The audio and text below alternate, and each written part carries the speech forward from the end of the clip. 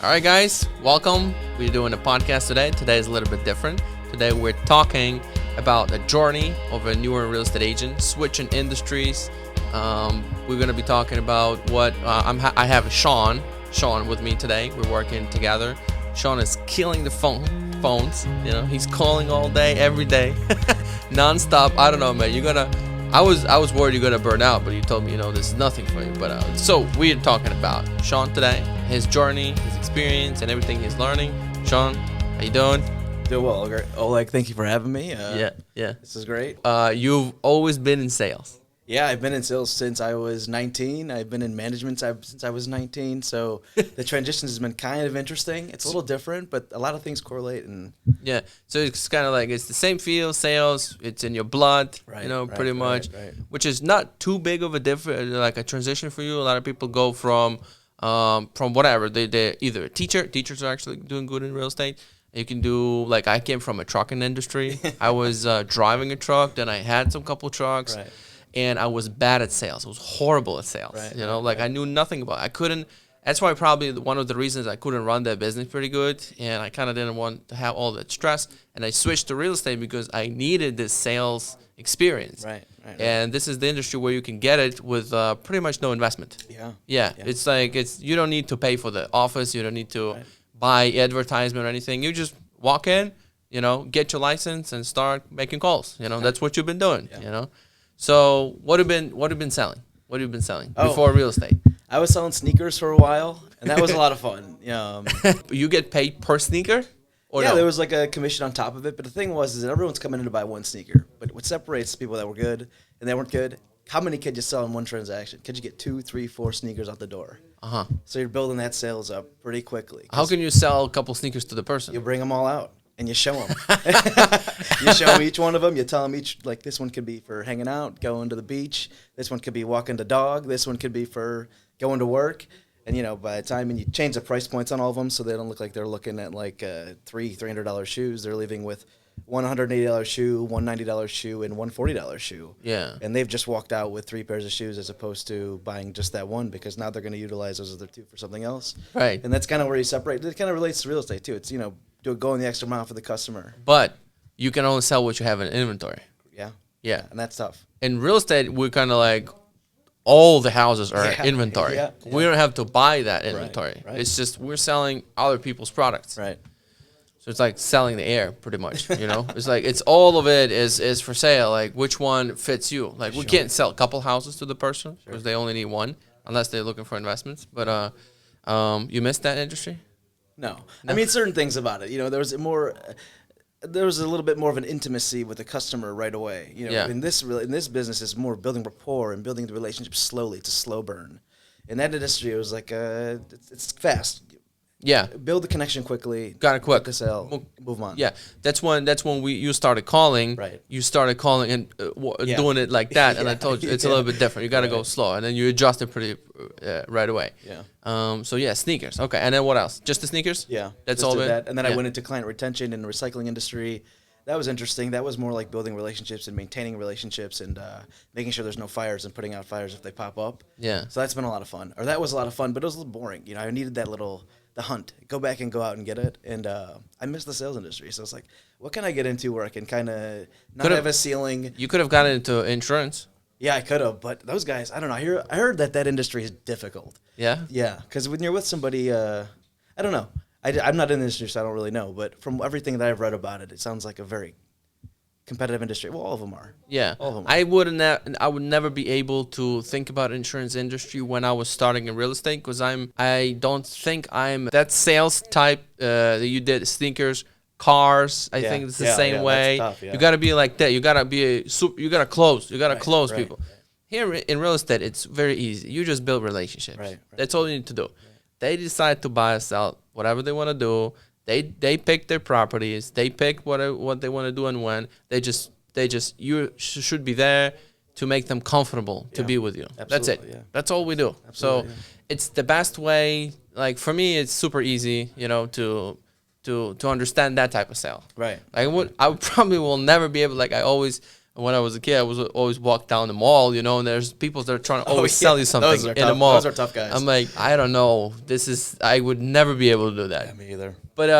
But it's something close to car sales too. Like somebody's walking in, and then you gotta be, and then you know that if the person walks away from a dealership, They're not coming back. they're not coming back. Yeah. So you have well, we were buying a car. I don't know if people want to hear this, but we were buying a car, and this guy was just explaining us why we need to take it, and maybe I would have, but I didn't like his his push. Yeah. Yeah. And we didn't buy it. We bought it from the same dealership, same car from different from a different sales girl. So yeah.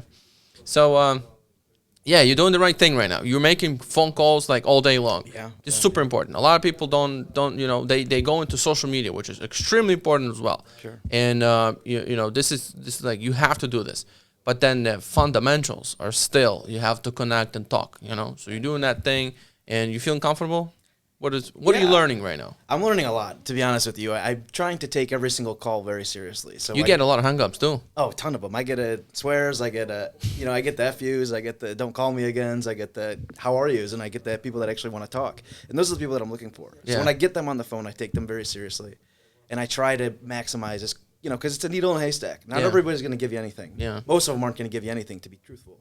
But when you find them, you have to be ready to deliver for them. Because if you're not, that's a missed opportunity. And it's also like we've been working on this stuff together. Like there's always one more question that you can uncover. Absolutely. Yeah. Absolutely. There's always like you feel always like they tell you, and some people they will be like super reserved. They tell you, yes. Right. And then but and then it becomes an interview. It becomes an interview. So Yeah. now you have to relax them, to make what's the next question we can ask. Right. Like tell me more. Right. Tell me more. And sometimes people just open their books, and then we might say, keep the property. You don't need it to sell, or like whatever. We're trying to help. So that's what in this industry, this is what it's all about, right? Just asking one more question, getting to the story. Like, I want to sell. Why? Yeah. Why do you want to sell? Right. Like, what's happening? Like, there's no people that just wake up in the morning. I want to get rid of my property. They sat on that. They sat on that for a little bit, and it's been thinking about it, and it's been sitting there. But I've noticed that some of the people that are quiet, if you just keep talking and you kind of get them to feel comfortable with you, because you're being vulnerable as you're speaking to them. Mm-hmm. I try to think about it as like not selling to them so quickly, but just trying to build the trust between me and them on the phone in 30 seconds, and that. It's almost impossible. It's hard. But if someone's ready to hear you, you have a chance. And that's all you're looking for. You're just looking for a chance. Yeah. And then after that, it's just toss it up to luck and practice and repetitions and keep going. But just have to be comfortable that if people are telling you, like, I'm not interested, stop, hang it up. That's good. Yeah. That's you respect the boundary too. Yeah, you're saving your time. Yeah. Yeah, and then you don't have to waste your time on that phone call anymore. And some people would say, "Hey, call me back." And I'm like, do you really want me to call you back? Yeah. Like, are you interested? Yeah. Because I'm gonna call you back every day. Don't tell me. Don't tempt me. I'll do it. Don't tell me. Yeah, it's like that's what we say. Like, are you interested in me calling you back, or let me know. Yeah, sales is interesting, but you gotta work on social media too. Yeah, I agree. You gotta add on like we're doing right now. Yeah, I'm camera shy though. I'm not get in front of the camera. Everybody everywhere I'm going. It's for everybody. It's the same for everybody. Yeah. What were your expectations when you started making those calls? You think it would be easy? No. What do you think? No.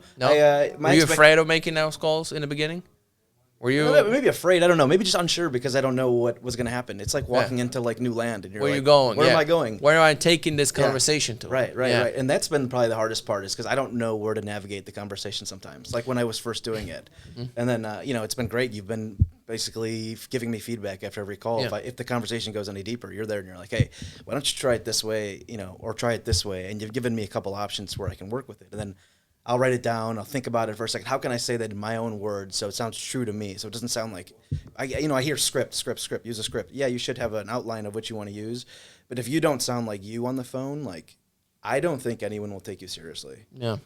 But you have to be genuine about it. Yeah. It has to sound like you. It can't just sound like a robot. Like when you hear like, "Hi, this call is being recorded," you're like, "All right, that's a robot." Yeah. But if I told you something else and I was like, "Hey, you get the idea." Yeah. But you can. The script is there just like a skeleton, right? So if a conversation goes dry, you just you know where to grab the next thing. But then if you just read the lines, It's awkward. Yeah. It's a weird conversation. It sounds like we talked about earlier. It sounds like an interview. And that's like, I've caught myself a couple times in those conversations, and I'm like, this sounds too stale, and it sounds too rigid in the conversation, and I can't connect with the person on the phone. And that's, building a relationship is the whole thing. How are you feeling about the whole industry in real estate? The industry? Yeah. It's intimidating. It's very exciting because there's so many different avenues to be great at it. It's like if you're really good at marketing, you can be really good at this too. If you're really good at sales, you can be really good at this too. If you're really good at customer service, you could be really good at this too. So there's like pave your own path, and you can be good at this. But there's one thing that doesn't change is the effort. You have to put in the effort if you're going to be good at anything. Yeah. And you just have to pick your path of which way you want to be good. And I think the best ones are be able to go through, pull all of them together, and then build a beautiful foundation underneath it. Like kind of like we're talking about selling homes. Build a nice foundation of your skills, and the sky's the limit. Yeah, this is the foundation for everybody who's listening. If you're in real estate or thinking about real estate, the phone skills. Yeah. Whoever tells you whatever, if it's all about the social media and everything, you get the phone call from the person who somewhat heard about you, and let's say they kind of just texted you something or something. Right. And if you don't call them back, or even if you get the call, you gotta know what to talk about. You have to be super knowledgeable. And so these fundamentals, they will kind of weed out the weak ones when the market shifts. Yeah. Like when the market shifts and everything becomes not so easy as it was in this last 2 years, the ones that have these fundamentals, like strong, and they know what they're doing, they will survive. And it's just. And you just make those calls, and you just don't do anything else. You keep at it, and you're gonna survive. Yeah. Because a lot of people are just focusing on social media too, and either way is wrong. You just gotta do both. Yeah. You gotta do this, and you have to do that, and that's when you're complete. Like for everybody who maybe somebody's listening and thinking about joining the real estate, But for you, I think it's you got the sales skills. Like you picked it up super fast, you started making calls, and it was like an adjustment that I had to help you a little bit. Just focus on just talking, But that's big though. Is the feedback is massive because if you're on the phone by yourself and you have nobody hearing you, it'll take you longer. It'll take you a lot longer, and it's tough. And I think about getting on the phone. It is a fear for I think a lot of people. And it was kind of like I said, it was a reserve for me. But you just have to expect yourself to fall on your face the first couple times. Like just admit that you're going to fail the first. Yeah.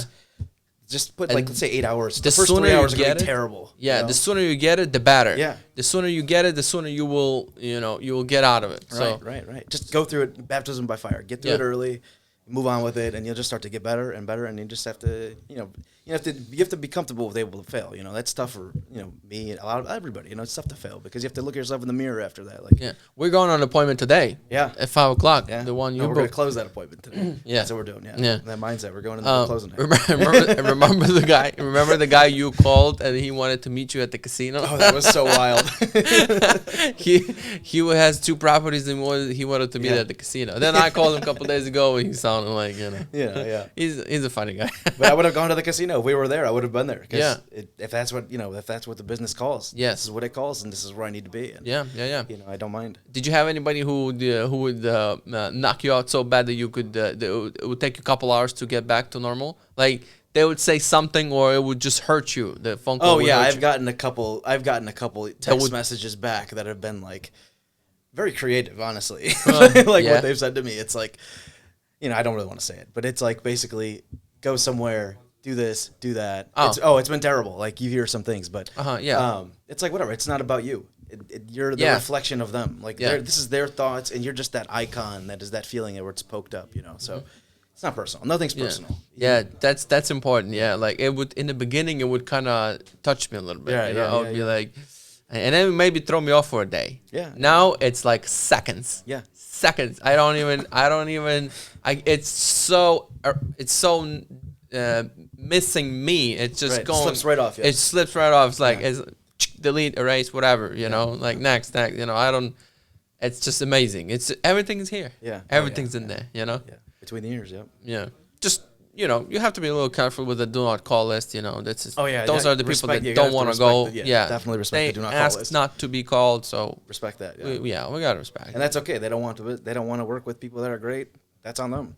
it's going to be tougher for them to find a good realtor or a good agent or good anybody because they can't be hunted. Mm-hmm. So they've taken their pool of way of who they can work with, which is, I get it. I mean, you're going to get 1,000 calls a year basically from people that are going to call you just for spam. But let's say someone like us are trying to call you, and we are great at our jobs, and we do a good job with the customers and the clients, and we go beyond the extra mile with our marketing and our sales and all that stuff.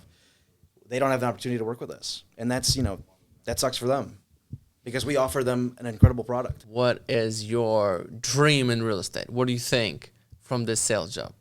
Like, if I get there, I want to touch 250. That's the first thing on my mind. And Yeah. that comes out to like 10 over 25, which is not a lot. What's 10K out of 25 homes is the average commission supposedly. So if you start breaking that down into homes, and I guess my vision is to get into the listing side more than the buyer side, just because of time management. Yeah. But if you can get around 25 to 50 listings in a year, I think you're on a good pace to do that.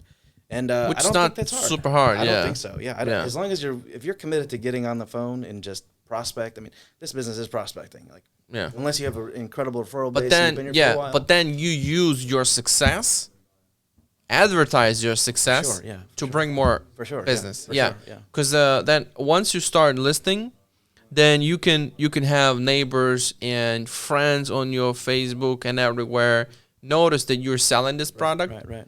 Then they go to you to help them sell their product. So, like, you can't just be focused on one thing, just keep doing the same thing, but also use your success in order to build on top of it. Oh yeah, your success brings leverage, and Yeah. that's huge for. And then at some point, you're just receiving the leverage. Right. You're just receiving them. Right. Which is, and that's when the humble thing comes into play, when a lot of people, when they start receiving business, they relax.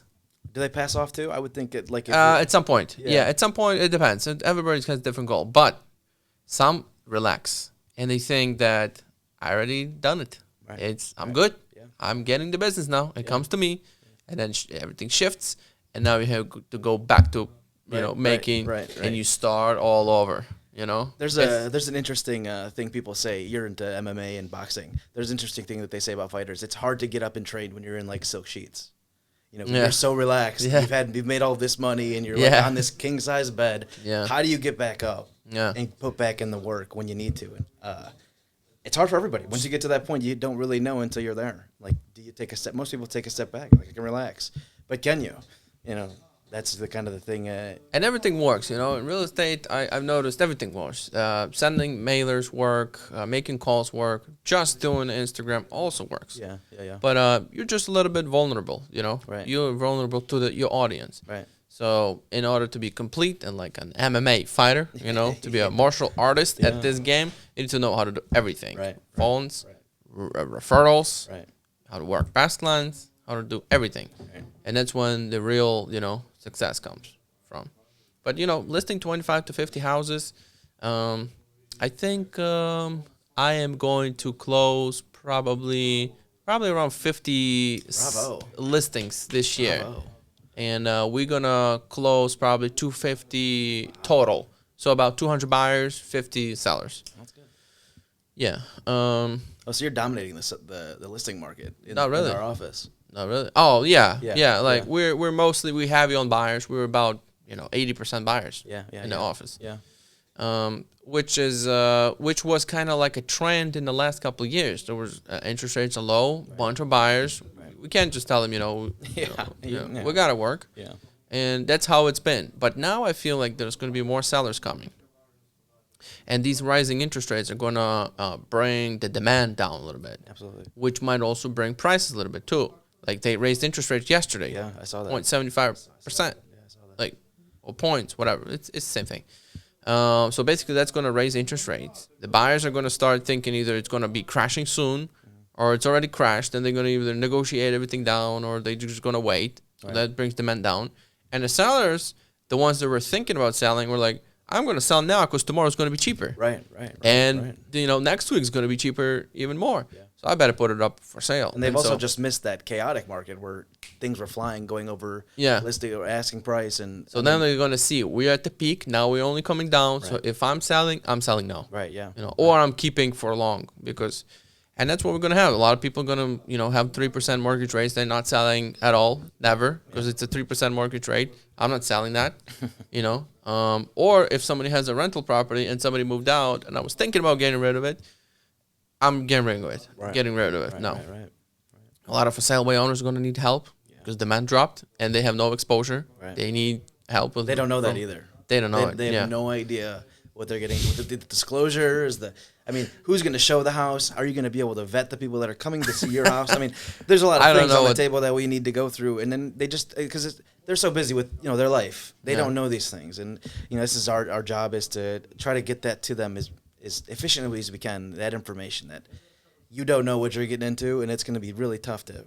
Because you're going to be working with a buyer agent too. Like someone's not coming to the table without one. Yeah. And then you're kind of now you don't have as much leverage because they know what they're doing. Yeah. And you're on your own. You don't really know what's going on. And they're gonna write a contract the way it works for them. Exactly. And then if you don't know what's in the 13 pages over there, good just luck. feel sorry for them, because they don't really know. And that's why it's one of the people that are good at this in this profession. We have to hammer that home to them so they understand that they're being essentially taken advantage of, and they don't even know it, and that's sad, and that's why we need to come in and help them. What would be your suggestion, maybe, to somebody who's thinking about entering the real estate? If you have a work ethic, come. Work ethic. If you have a work ethic, come. Yeah, that's a big one. Because if you don't have a work ethic, you'll be okay. You'll be able to survive if you're lucky. Yeah. But if you have a work ethic and you want to make a lot of money, this is the place to be. Work ethics. Yeah. Yeah. That's the most That's what that separates everybody. That's just like so important because when I remember I worked at the Century 21 office before. The guy who was sitting in a desk near me, he said, "I like your work ethic," because I was every single morning That's in the one of the office. best compliments you can get. Yeah, I was every single morning. It's like it was nothing. Even though I had nothing going on in the beginning, I had nothing going on. I would just come into the office and just create stuff, like send thank you notes, make a bunch of calls. From 9 to 12, I remember I was just calling for sale by owners, expired, and sending thank you notes. That was just every single day. And then from that point, I was just trying to create something else going on. And then, I remember he told me the work ethic, and I kind of remember, I guess, I don't know. Like, I mean, this is a job. You got to do something every day, Right. And now, it's important because not everybody thinks this is like a real job. Right. And then sometimes I get a call from a client like, "Are you speaking?" No. He said, "Are you sleeping?" He said, "Are you sleeping?" And I'm like, "What?" He's like, "No, I mean it's a weird job you have, They think it's just we're resting from Monday to Friday, and then Saturday, Sunday we just open doors, and that's how we make money. Right. It's not like that. It's far from that. You gotta work from 9 to 5 every single day to create opportunities to be able to still work on weekends. This is like this job never stops. That's 9 to one 5 thing. is if you want to just get by. I think if you want to go a bit further, you got to be able to pick the phone up if a seller is calling you and your client's calling you at 7 p.m., you better pick the phone up. Yeah. Because they're going to find out if you really care about them or not. And a lot of people are doing the real estate business after 5. Yeah. After they go from work and on the weekends. Yeah. So you better be ready on those. Yeah. Kind of have to, like in the beginning, have to put your personal life a little bit aside. Oh yeah, for sure. Yeah, for sure. And it's hard for somebody who's got kids and family and a lot of stuff going on. That's not easy. Well, I was like what 27 when I started. I didn't care about nothing. It was just work. There was nothing else. But I understand when you got family going on. It's different. Sure. Oh yeah, it's different.